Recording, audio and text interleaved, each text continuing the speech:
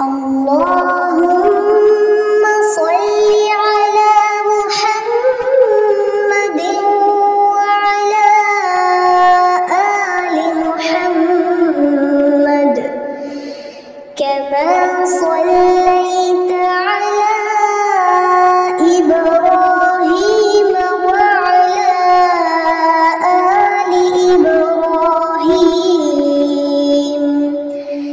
إنك حميد مجيد.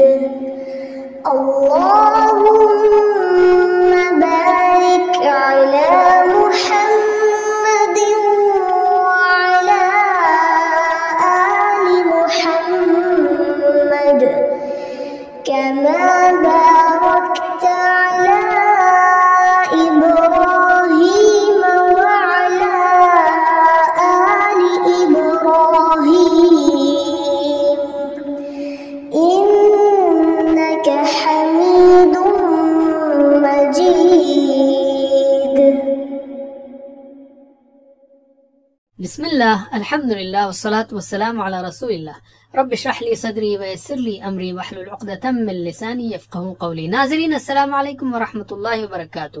سیرت النبی صلی اللہ علیہ وسلم انگلیوں پر اہم واقعات کو یاد رکھیے آسان طریقے سے 5 منٹ سیریز میں.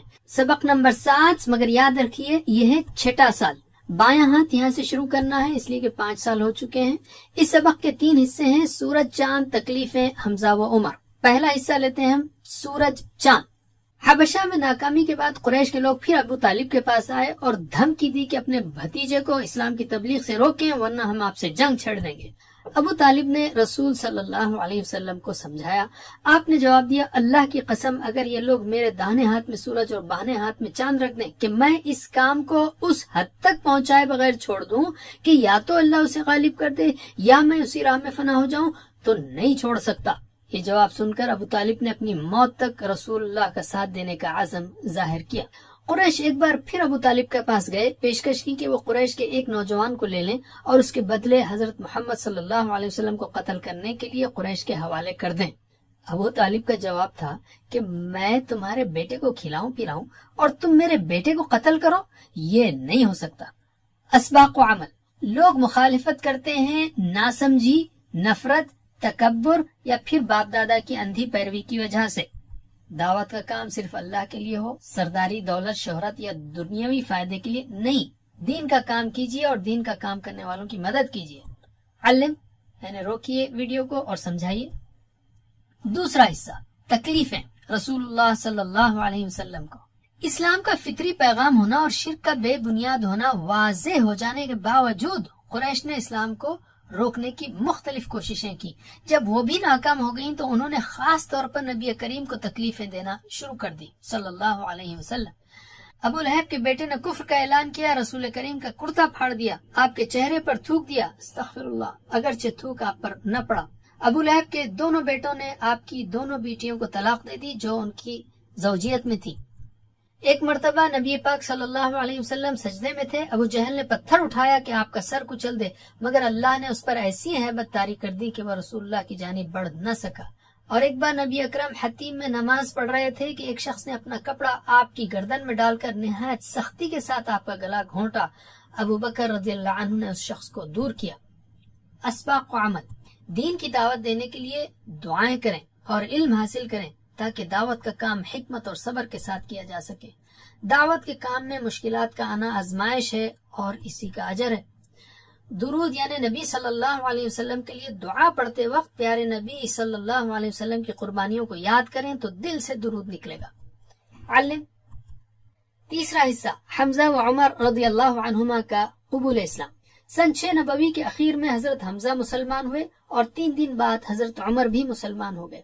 نبی کریم صلی اللہ علیہ وسلم نے حضرت عمر کے اسلام لانے کے لیے دعا فرمائی تھی. حضرت عمر کا مکے میں رعب تھا، ان کے اسلام لانے سے مشرکین کو نقصان ہوا اور مسلمانوں کو طاقت ملی. دین کی تبلیغ سے روکنے کے لیے قریش کی جانب سے عتبہ آیا اور اس نے آپ صلی اللہ علیہ وسلم کو بادشاہت، عورت، دولت وغیرہ کی پیشکش کی.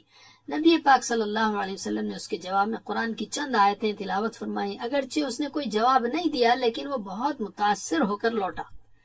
آپ صلی اللہ علیہ وسلم کا جواب اکثر قرآن سے ہوتا تھا، اس لیے کہ اللہ نے آپ کو قرآن پہنچانے کا کام دیا تھا۔ اسباق و عمل، ہر ایک کے لیے ہدایت کی دعا کریں، چاہے وہ اسلام کا دشمن کیوں نہ ہو۔ علم اور عمل اور قوت کے اعتبار سے ایسا انسان بننے کی کوشش کیجیے جس سے اچھے لوگوں کو مدد ملے۔ قرآن کو کم از کم اتنا تو سمجھیں کہ دعوت دیتے وقت مناسب آیات سے اس کے ترجمے سے پیغام دے سکیں۔ علم۔ اب ہم لیتے ہیں قرآن۔ نزول کے اعتبار سے قرآنی پاروں کو 4 بڑے حصوں میں تقسیم کیا جا سکتا ہے جو یہاں پر دی گئی ہیں۔ تیسرے دور میں یعنی 6 سے 10 نبوی میں یہ 20 صورتیں نازل ہوئیں جو یہاں پر دی گئی ہیں۔ 6 پاروں کے برابر ہیں یہ صورتیں، تو ان میں کم از کم 17 سے 24 پاروں کو یاد رکھیے، 17 سے 24 سوائے 21ویں کے۔ ان پاروں میں دوسری مکی اور مدنی صورتیں بھی ہیں۔ اب ہم لیتے ہیں حدیث۔ قرآن کو سمجھانے، حکمت کی باتیں بتانے اور صحابہ کرام رضی اللہ عنہم کا تزکیہ کرنے کے لیے نبی پاک صلی اللہ علیہ وسلم نے کئی باتیں بتائیں جو احادیث میں ہیں۔ روزانہ 1-2 منٹ ہی صحیح احادیث کو ضرور پڑھیے۔ تو ہم نے نبوت کے 6 سال کے 3 اہم موضوعات سیکھے، تو اب بائیں ہاتھ کی چھوٹی انگلی کے 3 حصوں پر ان کی مشق کیجیے۔ سورج و چاند، تکلیفیں رسول اللہ صلی اللہ علیہ وسلم کو، اور حمزہ و عمر رضی اللہ عنہما کا قبول اسلام۔ سورج چاند، تکلیفیں، حمزہ و عمر۔ سورج چاند، تکلیفیں، حمزہ و عمر۔ جزاکم اللہ خیر۔ ہمیں سیرت النبی پڑھنے، پڑھانے، عمل کرنے اور پھیلانے کی توفیق دے۔ والسلام علیکم ورحمۃ اللہ وبرکاتہ۔